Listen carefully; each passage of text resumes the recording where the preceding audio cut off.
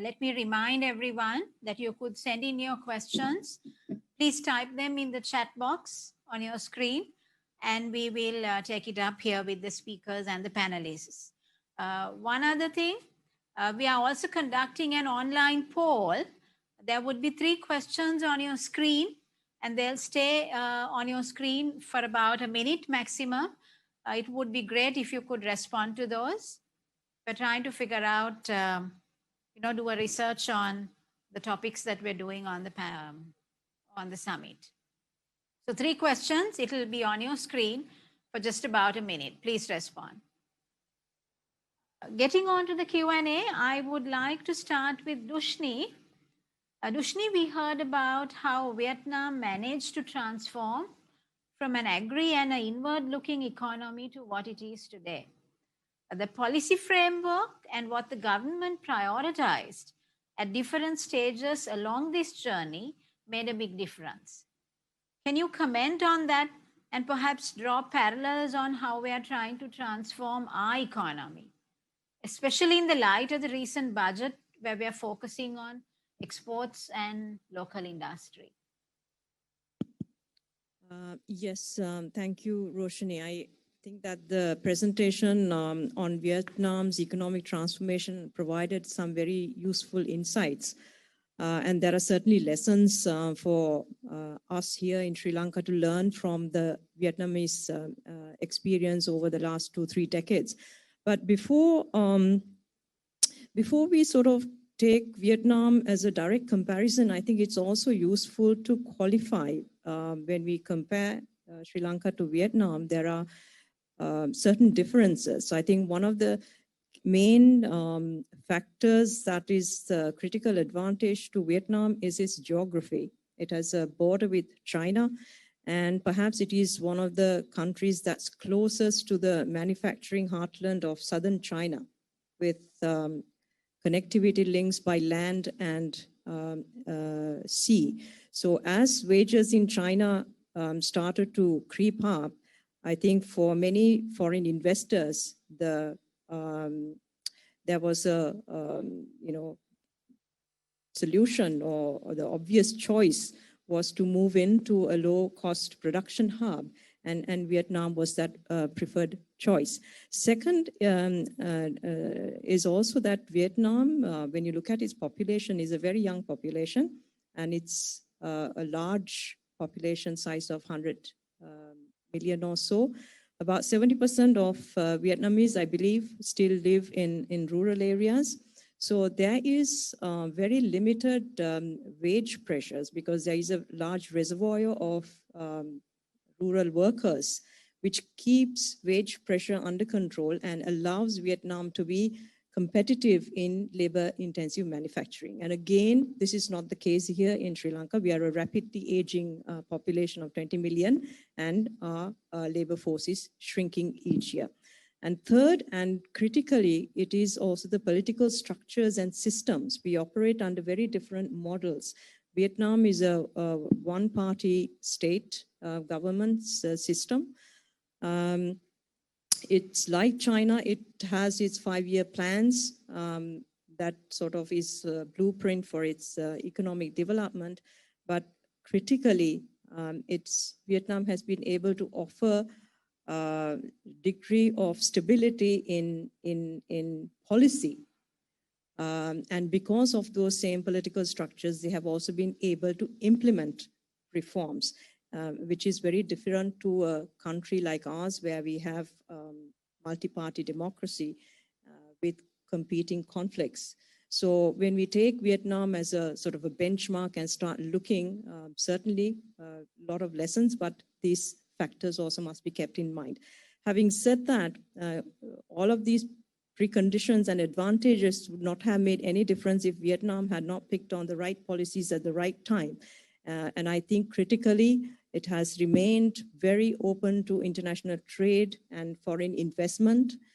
Vietnam has been a very enthusiastic partner of bilateral and regional trade agreements. And I think that list was there, the most recent one with the EU. And these are not wishy-washy trade agreements. These are very deep and comprehensive agreements.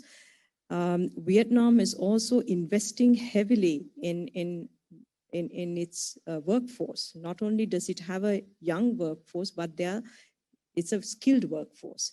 Public spending on education in Vietnam is 6% of GDP. In Sri Lanka, it's under 2%. So again, lessons for us. And third, I think the critical lesson for me is about policy continuity. I think that also came out in the previous sessions that we must provide some certainty and continuity in policy beyond electoral cycles, particularly if we are to sort of bring all these different ingredients together to provide a platform for a dynamic sort of economic takeoff that will be sustained over time. Thank you, Dushni. Can I move on to Disa next, my former colleague and the current chairman of the IDB? Disa, English Tea Shop and BPPL Holdings are two companies disrupting the industries in which they operate. How do you see our industry transforming in the next decade?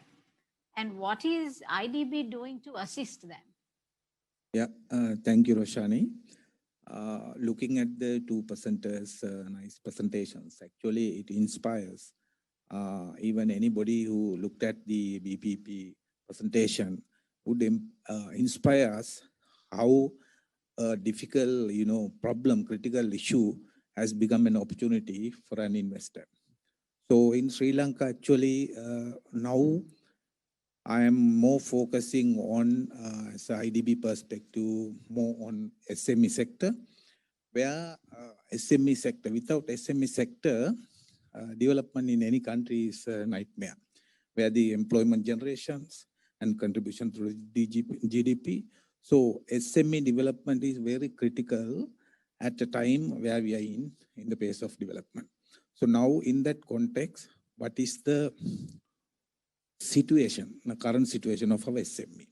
Now, if we look at the very high level of analysis, actually our SME, there is no enterprise culture. So SME is supportive structures and environment, there is no consistency. So IDB is also looking at what are the key baskets, key elements that we can focus on sorting out this mess. They are looking at the basics like access to finance. It's a critical matter for SMEs in our financial institutions frameworks. So it's a critical matter. Then the adaptation of technology, new product developments, R&D, those are very much behind the lines. I mean, it's need a huge leap if we are to get them in line. So in that context, actually, IDB focus on short-term and medium-term goals where we could make impact on those policy making levels and the operational levels. It is financial access and financial literacy in our SME community. So we have a lot of work already done, but there are a lot more to be done. In terms of R&D, product development, quality improvements, these are very important matters. Now, if we consider our SME contribution to the export, it's negligible kind of thing. It's only 5%, if I'm not mistaken. So how could we make this happening, a major contribution for exports? So that is the challenge now we are looking at, how we could make these SMEs export-ready companies in time to come. Therefore, we also must think what is the support system that SMEs having in terms of getting their products to the markets at the competitive markets. Now, R&D, when it comes to product development and R&D, most of the SMEs are very much distant from these communities. So another role that IDB is planning, mediating with these agencies where SMEs alone cannot access to those research R&Ds, so that we can facilitate them with those communities so that product development, quality certifications, new product innovations could be facilitated. Also, we all know, we saw the presentation from the Vietnam end, that number of industrial estates, industrial zones that they run. So IDB presently effectively manage around 12 industrial estates. So we need a lot of infrastructural work to be done, kind of dedicated industrial estates we require. Also, we need regionalization of this based on resources that you can mobilize cost effectively, and the skills and the labor, all those factors has to come out. Also, now SME development and their contribution to the GDP is depend mainly on exports. Now, export basket, if we look at, analyze how it progressed last so many years. Now, actually, we are, in a way, we know now the government has believed, it is believed now the domestic production, the industry must take the ownership of the economy. So the production culture is coming gradually out. So therefore, there is a huge opportunity for the SME in adding their products to the export basket. So in that sense, actually, our main focus is making those companies export ready and helping them in access to finance and reaching out, introducing technologies. Those things actually, it will take time, but actually IDB in a better footing during last 12 months, we have put the basement. So it's a matter of getting things organized and putting things again working. Thank you, Disa, for that. If I can maybe direct a question to Hien. A key difference I see, and as Dushni mentioned, she mentioned a few reasons why we are different from Vietnam. It's also the domestic market. You have about 100 million, roughly about 100 million people, and we have, about 22 million. But we do have access, like I said earlier, to approximately 1.8 million people in the region through our FTAs. I also see in your profile that you've advised on a lot of market entry strategies. Could you advise us, or could you comment on the best method to attract FDI into Sri Lanka on the strength of the regional markets and the strength of our geolocation, being right in the middle of shipping lanes and trade lanes? Yes, thanks for that. And I think, first of all the comments made by Dushni previously on the comparison between Sri Lanka and Vietnam are spot on. I think all the points mentioned are extremely accurate on Vietnam to have, and are important to remind when building the business case of Vietnam, which is indeed quite specific. Well, I think coming back to your questions, I think when a client of mine invests or is considering investing in Vietnam, they are basically building business case where they compare Vietnam to any other places. So for them, it comes down to a few very simple and specific questions. One, do I have the correct infrastructure in the country I want to invest in? So if it's textile, for instance, they will compare Vietnam to Cambodia, to maybe Pakistan, Bangladesh, all this, right? Do I have the correct infrastructure? Do I have the good energy, utilities, water, wastewater management? Do I have the roads and the ports to support my business? So that's the number one question that they would ask. The second one is how integrated I am to the global economy, right? So they will need sourcing from various countries, and they will need to sell all these products.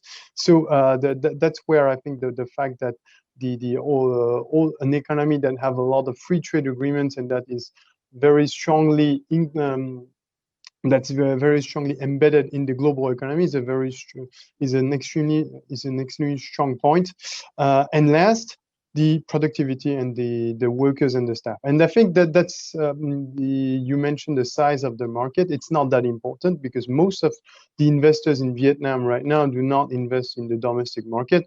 As a matter of fact, Vietnam being a poor country, the domestic market, despite the 100 million inhabitants, it's not much bigger than the one of Sri Lanka, right? So the right now the two markets are not that far away. But I think that the previous comment was spot on. What they look at is productive workers with a moderate wage. Yes, and that's where I think it's very important that Vietnam has a strong basis of rural workers that can be employed in all this manufacturing hubs or industrial parks. That being said, I think one of the question is, for instance, a lot of the Chinese investors have right now, do they need to relocate from China to Vietnam? The productivity of staff is one of the big question mark for them, and one of the reasons why they are not moving yet to Vietnam, because they still believe that they still have more productive being the absence and the productivity and the ratio for the workers. They still believe that they have more productive staff in China than in Vietnam. So coming back to your initial question, I think it's all come down to the business case. We pretty much summarize around three questions: infrastructure, integration to global economy, and staff productivity. Thank you, Hien. And yeah, even Singapore, Hong Kong didn't have big domestic markets. And as Haja said in the earlier forum, Netherlands didn't have a big domestic market either. To Suranga, you have managed to ensure the wealth created reaches all levels. How scalable is this model in the tea industry? How do you propose that others embrace it? Will it work on a large scale, given that the industry is very hierarchical and it has defined power distances? Brilliant question, Roshanie. I think the brilliant and the passionate people in the tea industry need not be taught about how wealth needs to be distributed, because if there is something that English Tea Shop learned over the years, working with the tea industry, I personally work very closely with the state bodies as well as the Colombo Tea Traders Association, and always been involved in debating and in working out how wealth can be created. So I guess my first point to that is the tea industry has never had a problem of distributing the wealth created, because I think I learned personally. I guess we are very proud of the fact that Sri Lanka has one of the most transparent pricing mechanisms in the tea industry, all the way from farming to exports. So that's something we learned from them. But I guess what the tea industry unanimously knows is that the wealth created is not enough. So it's not a matter of a distribution problem. It's a matter of creating more.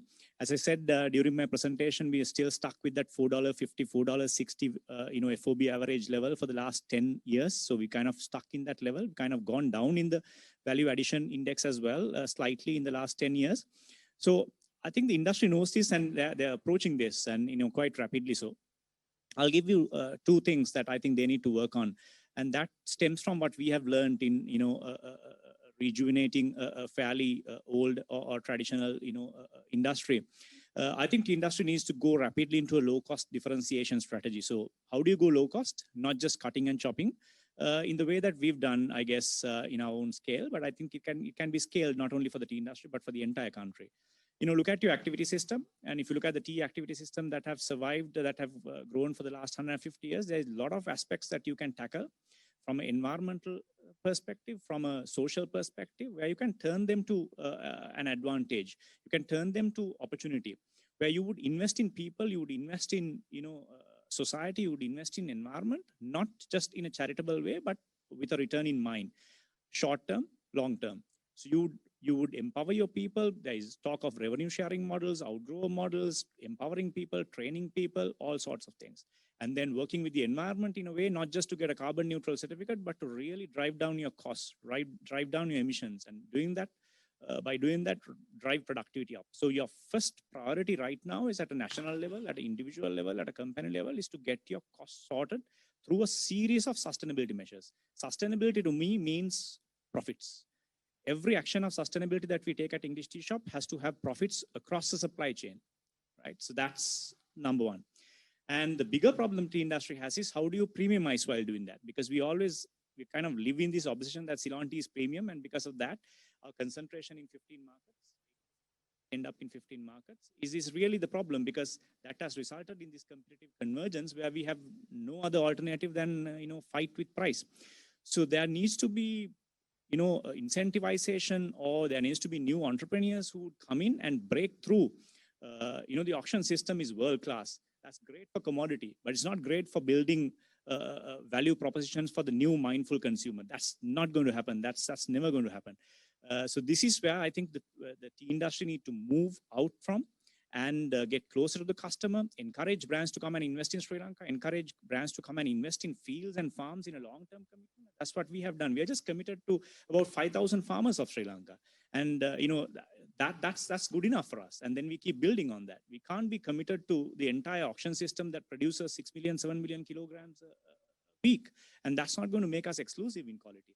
So I guess that's the change that's needed in industry. Low cost on one hand, premiumizing on the other hand, and you can do that. There's enough brands in the world to learn from, large scale, massive brands. Airline industry, if you look at Southwest, is a great case study, where a very boring, very unprofitable industry has turned upside down because of that low cost differentiation. I think that's the strategy that Sri Lankan tea industry should follow. Thank you, Suranga. Thank you. And to Anush,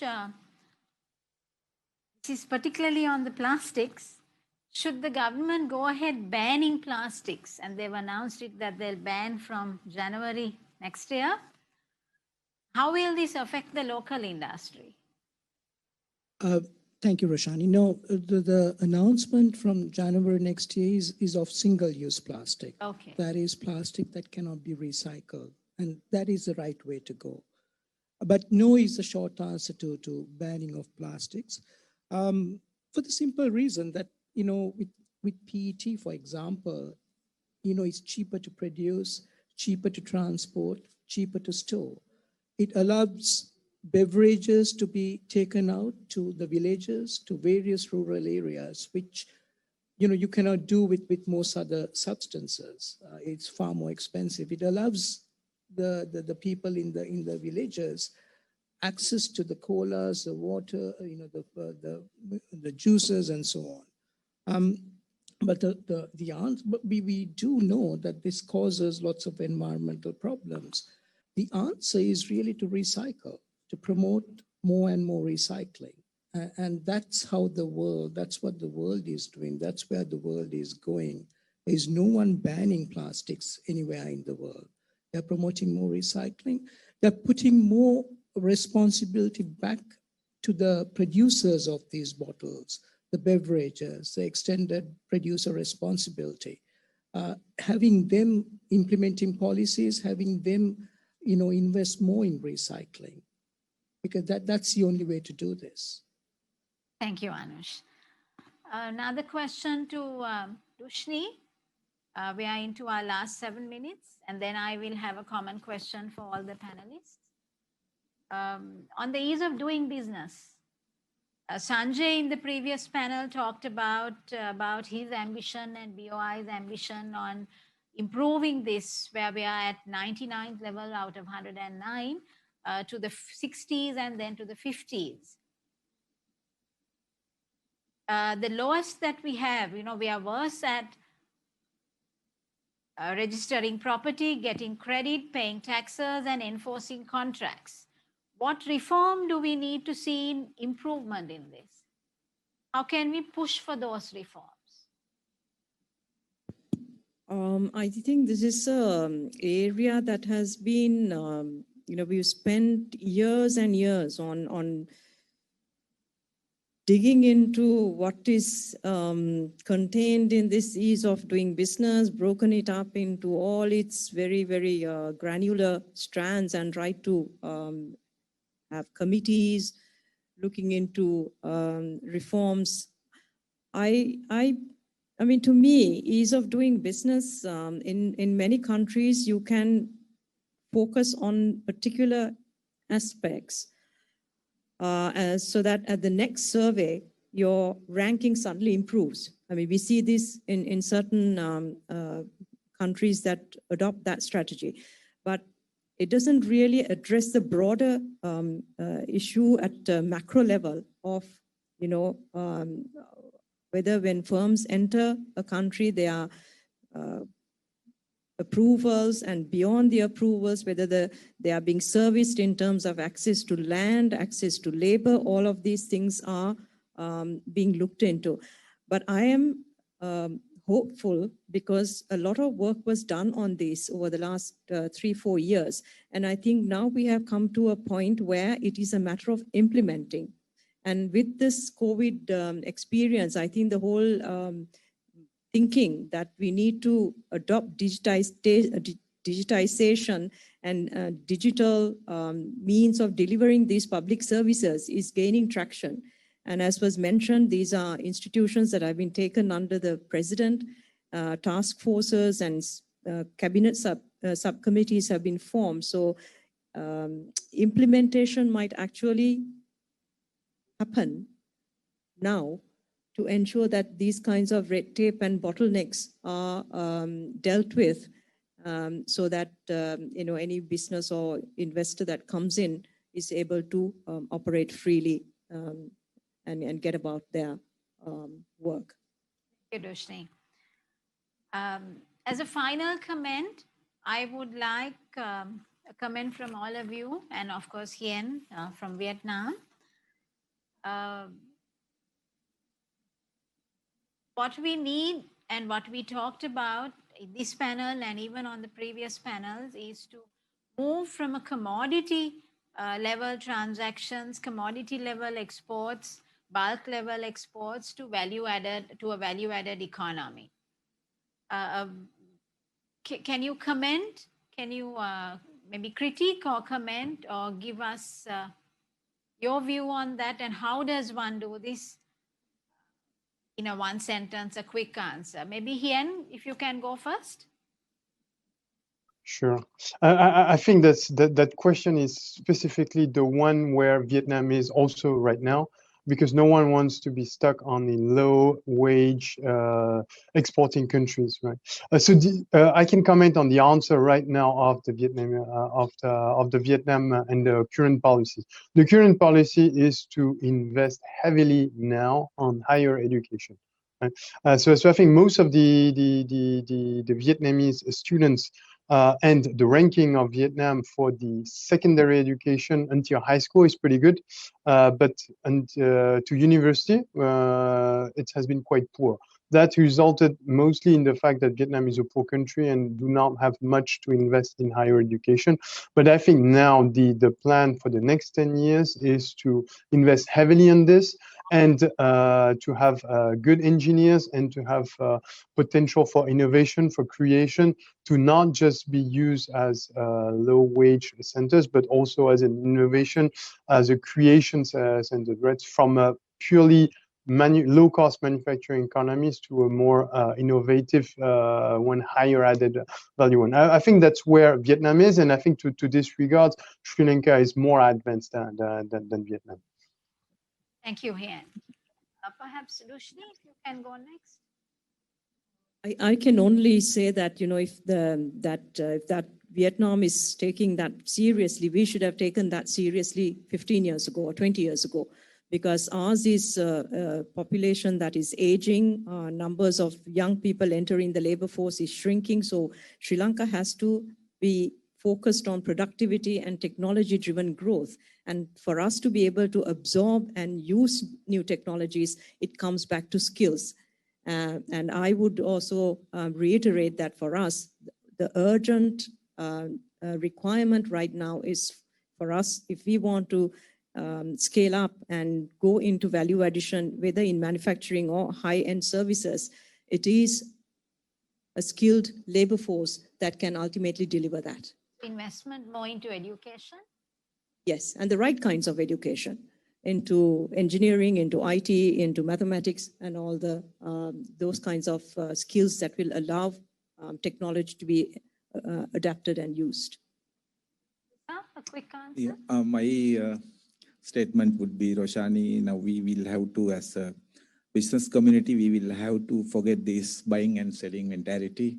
And now it's right time. We have untouched lot of resources when it comes to minerals and so on. So we as a country, now we have to think how we could add more value to those, make complex products, and lead certain categories in the market. So that is my message actually. Thank you very much. Suranga? Yeah, in the interest of time, I would just say that Sri Lanka sits in a really wonderful place to focus on social and environmental problems in defining or developing businesses that can be high value add through branding and or even private branding for high value add. Focus on social and environmental problems because these problems can be converted to great opportunities with great value propositions. Thanks. Yeah, just very quickly, I think one of the things that the government should get involved, I think, is at a micro level, having industry experts working with industry, setting policy, maintaining policy, so that industries, especially the newer industries, can grow. Thank you. Thank you very much to our three speakers. Hien, thank you very much for joining us from Vietnam, and to our two panelists, and to the audience who joined us. I hope it was useful. Thank you once again.